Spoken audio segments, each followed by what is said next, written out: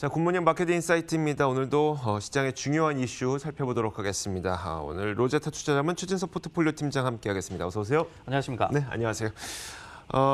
저희가 오늘 좀 특별한 시간을 마련했는데 이 이야기를 좀 다룰 시간이 없었는데 마침 또 대통령의 날을 맞아 휴장을 하다 보니까 이 시간을 틈타서 우리가 이 트럼프 감세 2.0에 대해서 좀 자세하게 살펴보는 시간을 좀 가져볼까 합니다. 2차 감세, 그러니까 감세 2.0이라고 우리는 흔히 이제 부르게 될 것 같더라고요. 좀 네. 자세하게 볼까요? 일단은 기본적으로 어떤 내용이 예상되는지부터 좀 살펴보도록 하겠습니다. 트럼프 행정부가 지난 2017년 말에 한 1.5조 달러 정도의 감세 패키지를 발표를 했고 시행을 했었죠. 그때 내용을 살펴본다면은 법인세율을 35에서 21%로 영구 인하를 해줬고요. 하지만은 소득세율 구간별 2에서 3%포인트를 내려줬던 개인 소득세 감면 같은 경우에는 기존의 기한이 2025년까지였습니다. 근데 최근에 발표했던 이 트럼프 행정부의 FY 2021, 그러니까 2020년 10월에서 2021년 9월까지의 예산안에서 이런 개인 소득세에 대한 감면 조치를 2035년까지 연장해 주겠다고 얘기를 했습니다. 그러면서 한 1.4조 달러를 또 소요한다라고 얘기를 했는데 여기에서 이번에 나오고 있는 감세 2.0은 중산층에 대한 추가 감세로 좀 예상이 되고 있습니다. 일단은 좀 시나리오별로 좀 정리를 해보자면은 개인 소득세 과표 구간이 미국에 지금 7단계거든요. 네. 근데 이거를 3에서 4단계 정도로 축소시킨다. 그리고 구간별 세율을 한번 살펴보면은 10에서 한 37% 정도를 나뉘는데 22% 세율을 적용받는 구간에 대해서 이 소득 세율을 15%로 인하해주는 방안이 일단은 가장 좀 유력하게 거론이 되고 있습니다. 감세 2.0을 시행하게 될 경우 경제적으로 그리고 증시에 미치게 될 영향은 어떻게 가늠되고 있을까요? 네, 일단 내용을 감세 1.0과 좀 비교를 해보면서 좀 이해를 할 필요가 있겠고 네네. 그리고 영향 같은 경우에도 당시에 감세 1.0과 좀 비교를 해볼 필요가 있을 것 같거든요.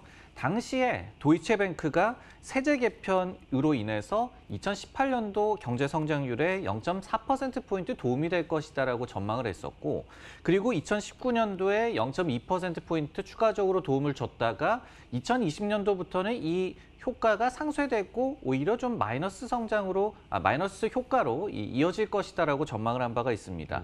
근데 실제로 미국의 이 GDP 성장률이 2017년도에 2.2%에서 2018년도에 감세 효과를 보면서 2.9%로 반짝 높아졌었죠. 네. 그러다가 작년에 2.3%로 좀 회귀를 했었기 때문에 결국은 이번에 감세 2.0 시행 시에도 최소한의 이와 유사한 좀 반짝 효과는 좀 기대해 볼 수 있다. 이 정도로 좀 예상을 해볼 수가 있을 것 같고요. 네. 증시 같은 경우에는 2018년도에 6.2% S&P 500 지수가 하락을 했었죠. 근데 2019년도에 28.9% 반등을 했었는데 사실은 2018년도에는 이미 연준의 금리 인상 사이클에 좀 피해를 많이 받았기 때문에 좀 비교는 어렵다라고 말씀을 드릴 수가 있겠습니다.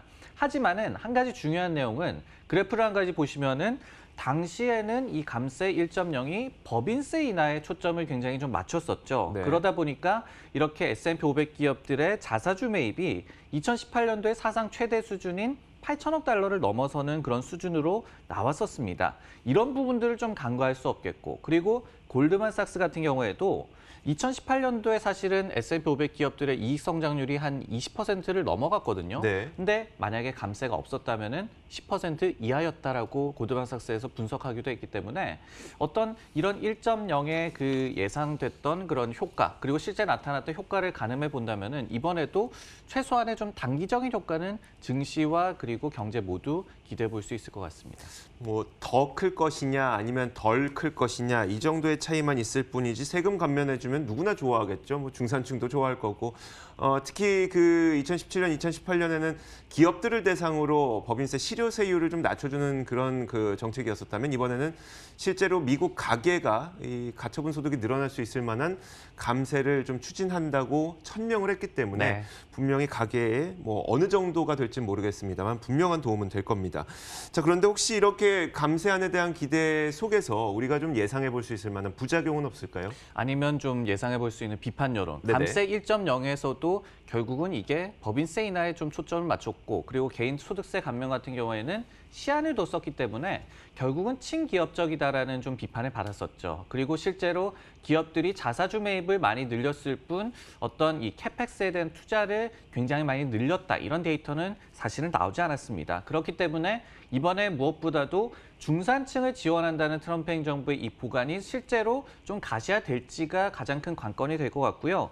그리고 또 한 가지는 미국 행정부의 2019 회계연도의 재정 적자가 무려 1조 달러에 육박합니다. 그리고 이자 비용만 한 5,730억 달러를 내고 있거든요. 그렇기 때문에 이번에 어떤 개인소득세 감면 조치를 연장해주고 그리고 추가적인 감세를 추진할 때 사실은 좀 복지 예산을 줄일 것으로 예상이 되고는 있지만은 네네. 이런 천문학적인 재정 적자 문제는 또 어떻게 해결할 것인지 이런 부분들이 앞으로 좀 예상되는 그런 비판적인 시나리오라고 볼 수가 있겠습니다.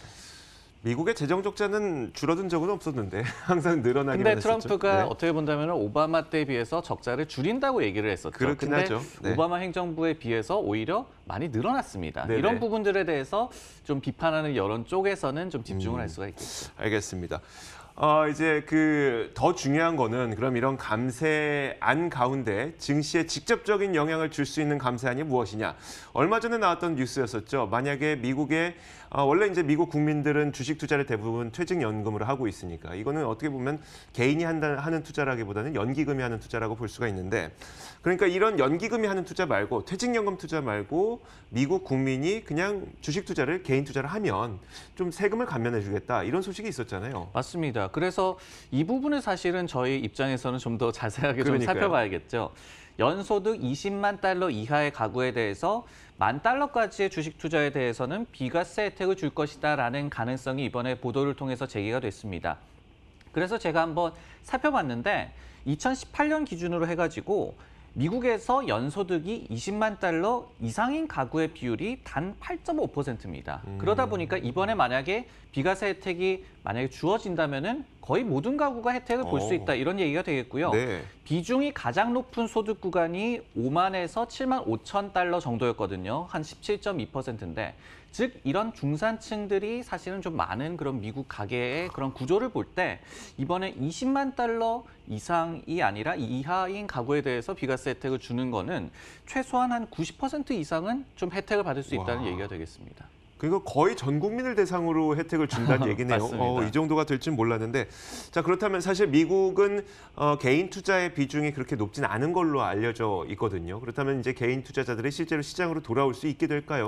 사실은 우리나라가 개인 투자자 비중이 굉장히 높죠. 네. 이 데이터가 좀 산발적으로 나오기 때문에 정확히는 모르지만은 2017년도에서 2018년 중반까지가 약 63%에서 68%까지 우리나라 같은 경우에는 개인 투자자 비율이 높아졌다고 합니다. 미국 증시는 당연히 좀 기관 투자자 비중이 높기는 합니다. 하지만은 개인 투자자들의 이 비중도 무시는 못할 요인이다. 꾸준히 한 30%대는 유지를 하고 있거든요. 그리고 그래프를 한 가지 보여드릴 텐데 특히 중요한 점은 금융위기 이후에 이 개인 투자자들의 주식 투자가 여전히 좀 침체돼 있다는 얘기가 되겠습니다. 네. 미국 갤럽이 조사한 바에 따르면요. 지금 보시듯이 이 미국에서 어떤 자신이나 아니면은 배우자가 또는 좀 직간접적으로 주식 투자를 하는 그 비율이 60%를 상회를 했다가 지금은 계속해서 50%대 중반에서 정체돼 있는 그런 국면이죠.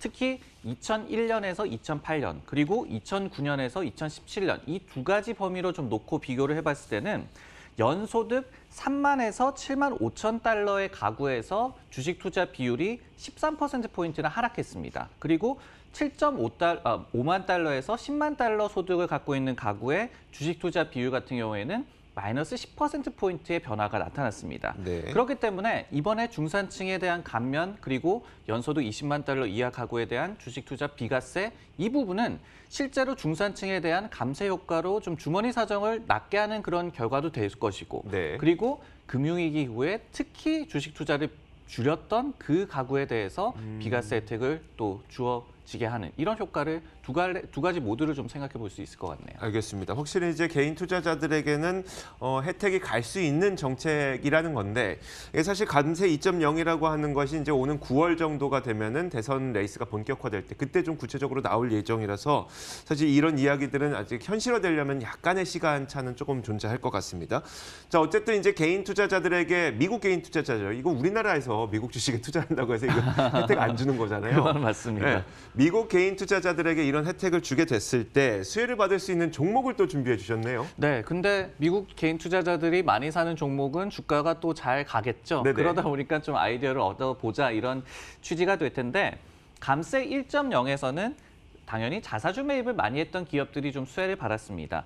지난해 3분기 기준으로 해가지고 애플이 자사주 매입을 가장 많이 했었고 그리고 뱅크 오브 아메리카나 웰스파고 이런 금융주들이 결국은 자사주 매입을 많이 하죠. 그러다 보니까 그때는 어떤 이런 자사주 매입을 많이 하는 기업들을 주목하는 게 좀 말이 되는 그런 시나리오였다면은 그러면 이번에는 개인들이 미국에서 좀 많이 사는 종목에 대해서 주목을 해보면 되지 않을까라는 생각을 해봤습니다. 네, 네. TD 아메리트레이드라는 기관에서는 매달 이 미국 개인 투자자들의 동향에 대한 데이터를 발표를 하는데요. 1월에 당사 고객들이 최다 매수했던 종목이 1번이 마이크로소프트, 그리고 2번이 애플, 그리고 3위가 보잉이었습니다. 그리고 최다 매도 종목이 아마존과 넷플릭스, 그리고 트위터 순서였거든요. 근데 이거를 또 확장을 해본다면은 지난해 12월 같은 경우에는 1위가 그러니까 매수 종목 1위가 디즈니, 2위가 옥시덴탈 페트롤리움, 3위가 마이크로소프트, 4위가 보잉. 그리고 최다 매도 종목은 페북과 알리바바, 존슨앤존슨, 넷플릭스 이렇게 나왔습니다. 네. 힌트가 좀 나오죠. 미국의 개인 투자자들은 저희도 좀 잘 아는 기업을 많이 사더라. 그리고 좀 미국적인 기업, 보잉 같은 기업이 되겠죠. 그렇죠. 그런 네. 기업을 좀 많이 사더라. 이런 좀 아이디어를 미리 좀 알고 가신다면 나중에 또 도움이 되지 않을까라는 생각이 드네요. 알겠습니다. 사실 우리나라에서는 이렇게 그 개인들이 매수 순위, 그러니까 순매수 순위 같은 게 이제 뭐 실시간으로 나오는데 이게 미국 시장에서는 이게 실시간으로 나오지 않다 보니까 월별로 이걸 집계를 해서 TD 아메리트레이드라고 하는 그 트레이딩 기관이죠. 네. 증권사 같은 여기서 발표를 한 건데 지금 방금 보시는 것처럼 뭐 마이크로소프트는 뭐 12월에도 많이 샀고 1월에도 많이 샀네요. 그리고 보잉의 경우에는 12월에 좀 많이 산 걸로 보이고 많이 판 걸 보니까 겹치는 게 12월에 페이스북 저는 페이스북이 좀 겹치는 것 같아요. 페이스북 아니군요. 넷플릭스가, 네. 넷플릭스가 겹치는군요. 넷플릭스에 대해서 좀 매도를 많이 했다.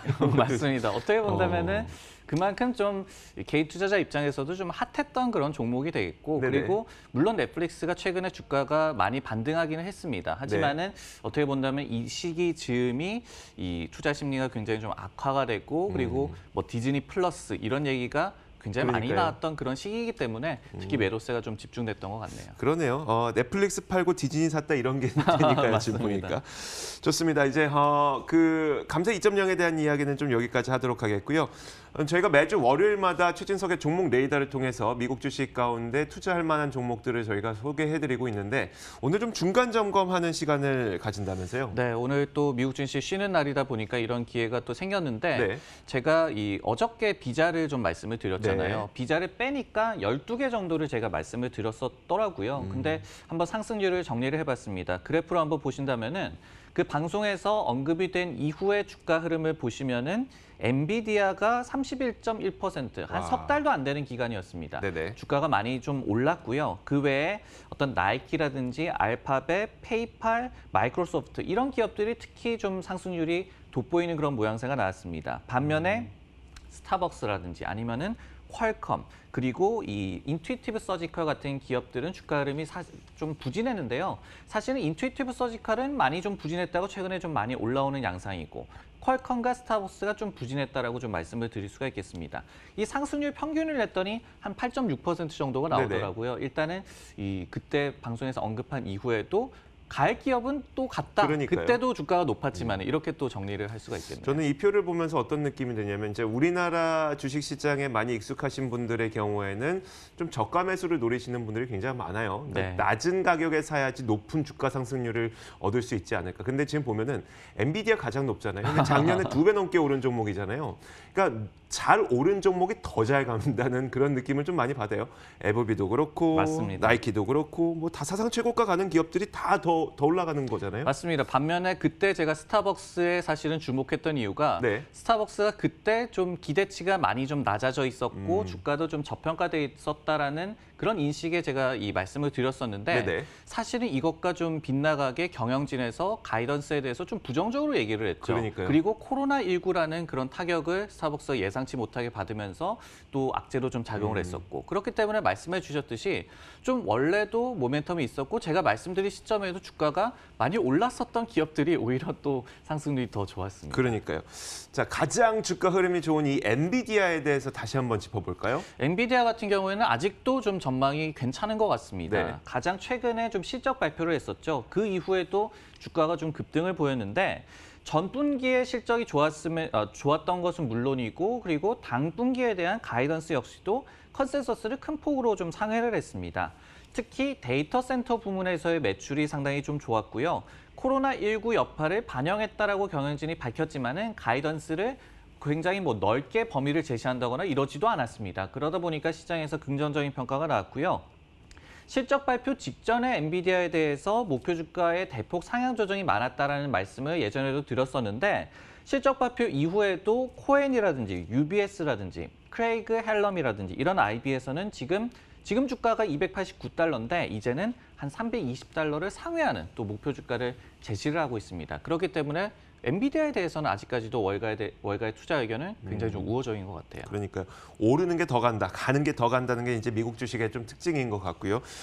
가장 주가 흐름이 부진했던 게 퀄컴이에요. 뭐 그렇다고 많이 빠진 건 아닌데 퀄컴에 네. 대해서도 다시 한번 짚어보죠. 퀄컴 같은 경우에는 제가 가장 먼저 언급을 드렸던 네네. 종목 같거든요. 네. 근데 가장 이 주가 흐름은 좀 부진했는데 사실은 퀄컴은 그 이후에도 실적도 굉장히 이렇게 좋게 나왔고 그리고 5G 스마트폰이 올해 좀 상용화가 확대가 될 것이다라는 기대감도 여전히 좀 유지가 되고 있습니다. 이번에도 실적을 발표한 것에서 이 실적은 컨센서스를 비트를 했고요. 하지만은 경영진이 올해 그러니까 2분기쯤에는 보통 수준의 실적이 나올 것이다. 그러니까 5G 모멘텀이 잠시 좀 휴식기를 가졌다가 3분기에 두 번째로 5G 모멘텀이 생길 것이다. 그때 뭐 애플도 5G 폰을 발표하고 뭐 그러니까 그렇게 되겠죠. 네네. 그렇기 때문에 시장에서는 이게 모멘텀이 좀 공백이 생길 것이다라는 우려가 생겼고 실적 발표 이후에도 주가 흐름이 그래서 좀 부진한 건데 이런 식으로 퀄컴 같은 경우에는 스토리는 좋은데 어떤 5G 칩에 대해서 가격 인하를 한다든지 아니면은 또 화웨이향 매출에 대한 우려가 아직까지도 또 남아있고 그리고 코로나19 관련 우려로 인해서 어떤 스마트폰 수요에 대한 또 우려도 남아있고 이런 좀 산발적인 악재가 아직까지는 퀄컴의 좀 주가에 좀 발목을 잡고 있는 것 같습니다. 알겠습니다. 그런데 이제 지금 쭉 얘기를 들으셨던 것처럼 엔비디아도 주가가 올랐던 게 경영진이 미래 전망을 좋게 보고 있기 때문인 거고 퀄컴의 주가가 잠깐 쉬고 있는 것도 경영진이 2분기 실적에 대해서 약간은 좀 부정적으로 보고 네. 있는 거고